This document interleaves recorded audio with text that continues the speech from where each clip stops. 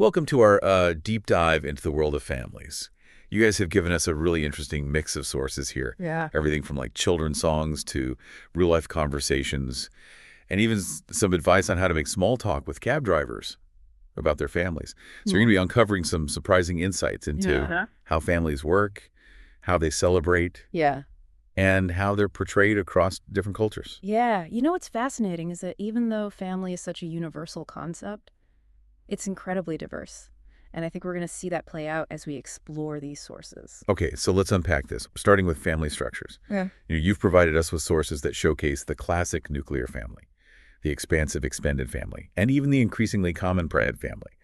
But what's fascinating is how these structures are evolving, and some of your sources highlight that beautifully. Yeah. Absolutely. Take talking about your family in English, for example. On the surface, it seems to reinforce the traditional model. Yeah. You know, a large extended family living on a farm. But when you look closer, you see the grandparents who live in the city and travel in a camper van. It just shows that even within one family, you can have such a wide range of lifestyles and choices. That's a great point. And that actually reminds me of the source, My Family at Home, which paints this kind of idyllic picture of a nuclear family in a small house with a garden. But even there, you see a division of labor based on individual interests. You know, the speaker loves working in the garden. The sister prefers reading. Everyone contributes in their own way. It suggests that even in those more traditional structures, there's room for individual expression. Exactly. And that leads us to another interesting aspect, family roles. You've included sources that touch on both traditional and evolving roles within families. Right. Talking about your family in English initially seems to present those classic gender roles. The dad's a traveling photographer. Mom's a caring nurse who cooks and helps with homework. But then it subtly challenges those roles by showing the grandmother who's active and independent, traveling and enjoying life on her own terms. It's a reminder that these roles are not fixed and that families are constantly adapting to societal changes and individual preferences. And this adaptation is even more evident in family life, family problems. Here we see a father who's aware of his absence due to work and actively seeks to improve his relationship with his son. He even admits, I know I haven't been around much, but I want to change that. You know, this highlights a growing awareness among fathers of the need to be more emotionally present, even if their work demands are high. It's a really poignant moment in that source, and it speaks to the complexities of modern fatherhood. And speaking of complexities, let's dive into how families communicate, especially when it comes to those challenging topics. Communication is definitely at the heart of any family dynamic, and your sources offer such a variety of perspectives on how families navigate this. Yeah, family life, family problems really dives into this head first.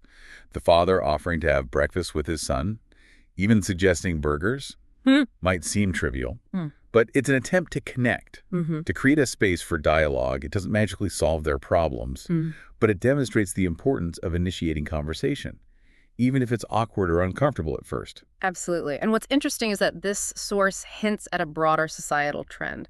Men, especially fathers, are often socialized to avoid expressing emotions openly. So this father's attempt to connect, however clumsy it might seem, actually represents a significant shift towards more open and vulnerable communication within families. That's a really insightful observation. It adds another layer to understanding that source and makes me think about all the different ways that families communicate, not just about, serious issues, but also in those everyday interactions. Right.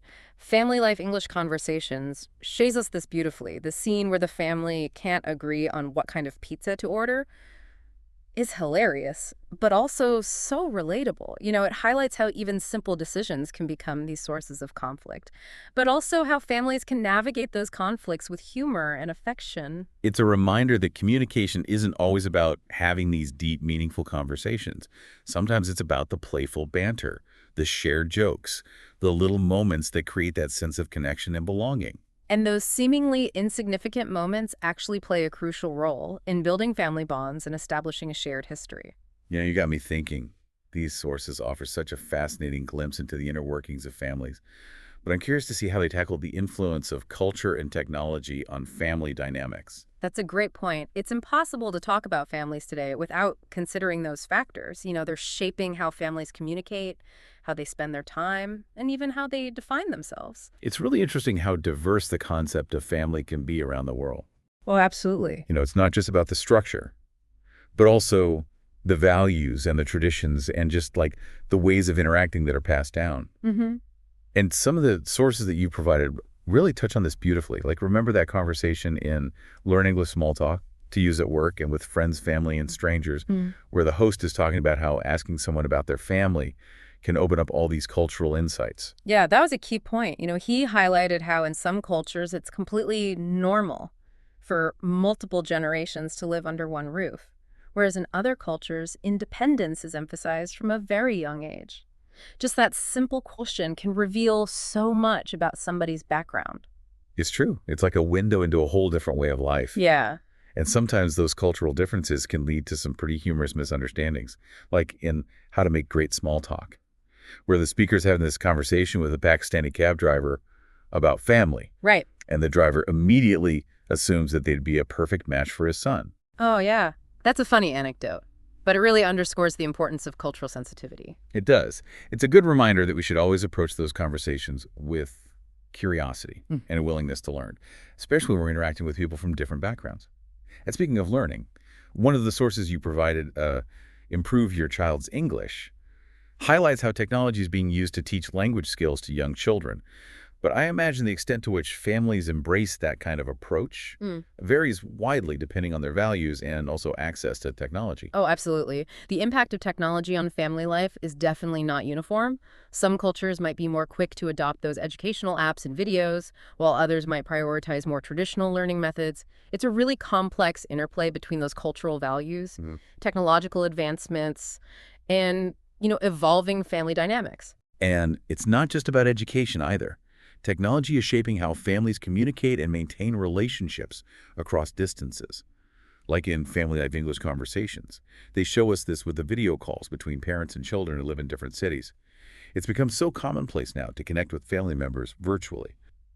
But I wonder if it truly replaces that need for that in-person interaction. That's a question that a lot of families are wrestling with these days. Technology can definitely bridge those geographical gaps, but it can also create some new challenges. Some argue that constant connectivity can lead to a sense of obligation and pressure, while others find that it really strengthens those bonds despite the distance. Yeah, it's a double-edged sword. We have all these incredible tools at our disposal to stay connected, but we also have to be mindful of how we use them and the potential impact that they can have. Right. And this kind of brings us back to the importance of communication within families, which is something that's come up in several of your sources. Yeah, communication is essential, whether it's navigating those cultural differences or managing the influence of technology or just simply resolving those everyday conflicts. And what I found interesting is that these sources highlight different aspects of communication, like family life, family problems, really emphasizes the importance of expressing emotions openly and creating a safe space for dialogue, even when it's difficult. Right. And it reminds us that sometimes the most important communication happens in those quiet moments, the shared silences, the simple act of being present with each other. And then we have sources like Family Life English Conversations and Learn English with Bob the Canadian, which focus more on the practical side of communication, like asking those open-ended questions, actively listening, finding common ground. These skills are essential for building that rapport and navigating those everyday interactions. Right. It's about finding that right balance between that emotional expression and those practical communication skills. And sometimes it's about recognizing that communication isn't always verbal. Exactly. Learn English Small Talk to use at work and with friends, family, and strangers. Emphasizes the importance of nonverbal cues, like eye contact, body language, tone of voice. These subtle signals can convey so much. Yeah, and they can be especially important in families where shared history and just unspoken understanding often play such a significant role. It's fascinating to see how all these sources, even though they're coming from different contexts and they cover a range of topics, all kind of converge on this central theme of communication as being like the foundation of a strong family relationship. It really speaks to the universality of this challenge and the importance of continually learning and adapting our communication styles as our families grow and change. And as we move into the final part of our deep dive, I'm curious to explore these themes of love and tradition that seem to weave through all of these sources. Yeah, those are the threads that really bind families together, creating that sense of continuity, belonging, and shared identity.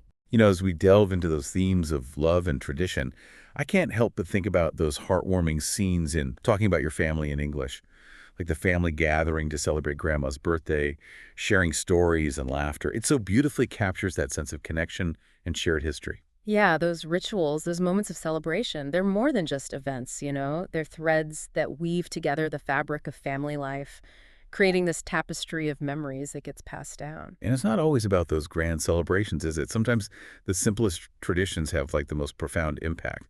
My family at home and family life English conversations both feature family dinners as a recurring theme. It might seem mundane on the surface, but just sitting down together for a meal, sharing food and conversation, it really reinforces that sense of belonging, and it creates a space for connection in the midst of our busy lives. Absolutely. Those everyday rituals, those seemingly insignificant moments of togetherness, are actually like the building blocks of family identity. They create a sense of continuity and stability, especially in a world that's constantly changing. And Family Story for Kids reminds us that those traditions often have roots that stretch back generations. Like learning about our family history, understanding where we come from, can give us such a deeper sense of who we are and where we fit into that larger narrative. It's like piecing together a puzzle. Each story, each anecdote, each photo adds another piece to the bigger picture of our family's journey. Yeah. And those stories, when they're shared and passed down, become a source of strength and resilience. It makes me think about that analogy and how to make great small talk, Yeah. about conversations being like reading a book.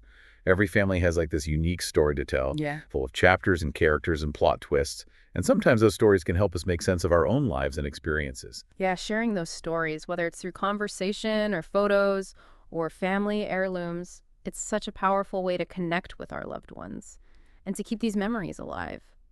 And it's a reminder that even though every family is different, we all share this common desire to connect, to belong, to love and be loved.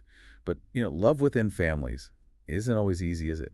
Family life, family problems shows us that sometimes. Love requires patience and understanding and a willingness to work through those difficult conversations. That's true. Love isn't always about grand gestures or perfectly harmonious relationships. It's about showing up for each other even when it's hard Yeah. and making the effort to understand each other's perspectives. And those efforts to connect, even if they're imperfect, Yeah. can have such a lasting impact. Remember that scene in Family Life, Family Problems, where the father simply asks his son to have breakfast with him? It might not have resolved all of their issues, but it created this moment of connection, an opportunity for them to start rebuilding their relationship. Sometimes the smallest gestures can speak volumes.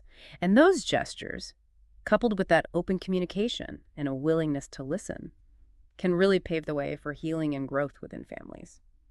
So as we wrap up our deep dive into the world of families, what are some key takeaways for our listeners? I think the most important takeaway is that family is a complex and multifaceted concept. There's no one-size-fits-all definition, no single model that captures that full range of human experience. But across cultures, across generations, there are certain threads that bind us together. That desire to connect, the power of love, the comfort of tradition. And those threads, when they're nurtured through communication and understanding and shared experiences, can create bonds that last a lifetime. You've provided such a rich collection of sources, and I hope this deep dive has given you a new perspective on the intricacies of family life. Whether your family is big or small, close-knit or spread across the globe, the bonds you create and the love you share are what truly matter. That's it for our exploration of families. Until next time, keep those conversations going. Cherish those shared moments, and remember that every family has a story worth telling.